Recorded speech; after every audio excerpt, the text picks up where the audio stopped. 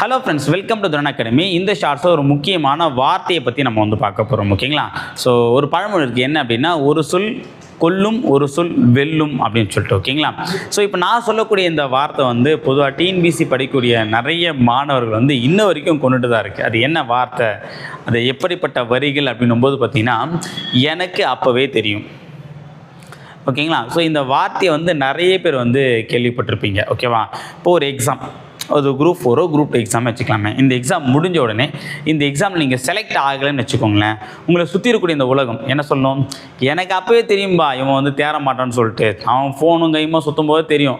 Okay, ஏதோ யூடியூப்பில் ஏதோ பார்த்து படிக்கிறான்னு பார்த்தா அவன் பார்த்தோன்னா ஃபோனில் கேம் ஆடி தெரிஞ்சிருக்கான் பொழுதுப்பா, எனக்கே இப்போ தான் தெரியுது, எனக்கு அப்போவே தெரியும் அவன் தேர மாட்டான்னு சொல்லிட்டு அப்படின்னு சொல்லுவான். இதுவே நீங்கள் வேலைக்கு போயிட்டீங்க, அதே வாய் என்ன சொல்லும் பாருங்க, எனக்கு அப்பவே தெரியும்பா அவன் படிப்பான்னு சொல்லிட்டு, அவன் நல்லா படிக்கிற பையன்பா, எனக்கு அப்போதுலேருந்து தெரியும் அவன் ஃபோன் வச்சு கேம் ஆடான்னு பார்த்துருந்தேன், ஆனால் இப்போ தான் தெரியுது அவன் உட்காந்து ஒழுங்காக உட்காந்து படித்து வேலைக்கு போயிருக்கான் அப்படின்னு சொல்லிட்டு.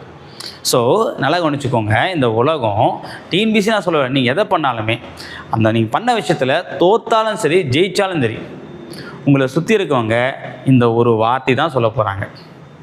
ஓகே, அந்த வார்த்தைக்காக படிக்காதீங்க, உங்கள் வாழ்க்கைக்காக படிங்க. இங்கே நான் சொல்ல ஒரு விஷயமே என்ன அப்படின்னா, இங்கே நாங்கள் அடுத்தவங்களுக்காக நம்ம ஒரு விஷயத்தை செய்யும்போது தான், செய்ய நினைக்கும் போது தான் தோற்று போகிறோம்.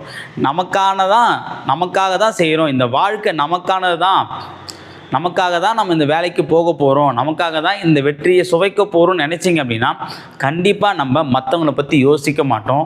மற்றவங்கள பற்றி நம்ம யோசிக்கலை அப்படின்னாலே இந்த கம்பேரிசன், இந்த தாழ்வு மனப்பான்மை, ஓகேங்களா, இது எல்லாமே நம்மளை தாண்டி போயிடும்.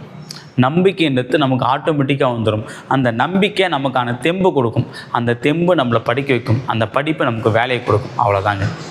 ஓகேவா? இந்த இடத்துல நான் சொல்லக்கூடிய விஷயம் பொதுவாக, அதுவும் குறிப்பாக 2-3 விஷயம்லாம் இந்த எக்ஸாம் படிக்கிறீங்க அப்படின்னா, உங்களை பார்க்குற எல்லாமே இந்த வார்த்தை சொல்லுவாங்க, உங்ககிட்ட சொல்ல மாட்டாங்க. ஆனால் உங்களை பற்றி மற்றவங்க கூட எனக்கு அப்படியே தெரியும்பா, இந்த வாட்டியாக போயிடும்னு சொல்லிட்டு அப்படி சொல்லிட்டு இருப்பாங்க.